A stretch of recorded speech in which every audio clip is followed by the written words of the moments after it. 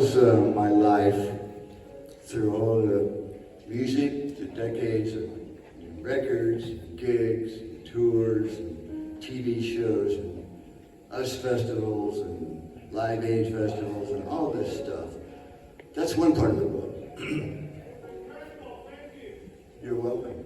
And the other strain in the book that kind of comes along and pops up everywhere is this story here. It involves a person I met. I'll tell you how we met. And it takes a minute, but I think it's a really cool story. Okay, during the Mudcrutch years, I was living in a house out in Canoga Park. I didn't think there'd be anybody here from Canoga Park. But we were there, and I had a mattress, and I had a cardboard box for a table, and a guitar. And the other guys did too. We were living in a little house, little house that Shelter Records put us up in.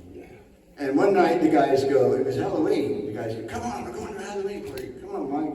There's going to be lots of chicks there. You can say chicks back then.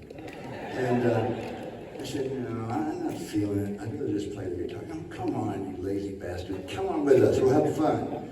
Maybe you'll meet somebody, So I said, okay. So I got talked into this party. We drove to the other end of the valley, somewhere in Universal City, a little apartment upstairs.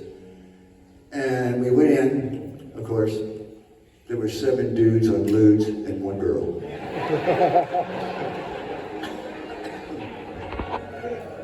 I thought, oh great, this is just what I wanted to do with my evening. So I went in the kitchen and I sat down for a while. After a while, there's a knock on the door, and I look over and I see this girl come in with a friend and a dog. And the dog came over to me and started staring at me. And it was a half coyote, as it turns out. Her name was Medina. An amazing dog, but she was just like giving me the X-ray. I was like, it's you, brother, it's you. I'm connected with you. And we connected, and I was having a good time with this sweet dog. And then the girl that came in walked by, and I go, is this your dog? She goes, yeah. Her name's Medina. I said, oh, she's really cool. And so she sat down and we started talking. We talked for like an hour and a half. When you first meet somebody and there's all this kinetic energy and you're just talking about anything, everything, and nothing, but it felt really good. But somehow, because we were both stoned or whatever, got time to leave. What's so funny? It happened back then, okay? Anyway, so she got up and she left, and I got up and I left, and then I got back to my little mattress and laying there going, excuse me. I have grandkids here, sorry kids. We see how Jackson, Axel, and Berlin. And your best friend Sonny.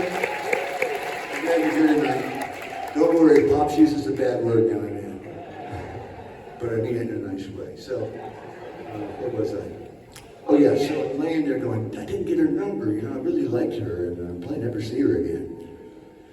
So I got up the next day, I got my little car McGee, and I drove across the valley to Universal City, wherever it was, and I drove around, and it was pretty foggy, but I saw an apartment building, so I think that's it, and I walked upstairs to the second floor where the door was, and I was pretty sure that was where the party had happened. And I knocked on the door, and the lady that lived there opened it. Well, she was a girl then. She opened the door, and I go, I'm Mike, I was here last night, and I met this girl, and she was on the phone, and she goes, I'm talking to her now, she was asking about you.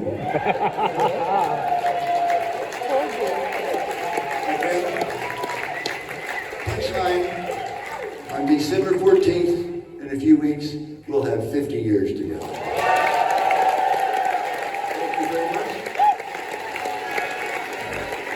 All the blessings in my life, that's the one thing I think I'm most proud of.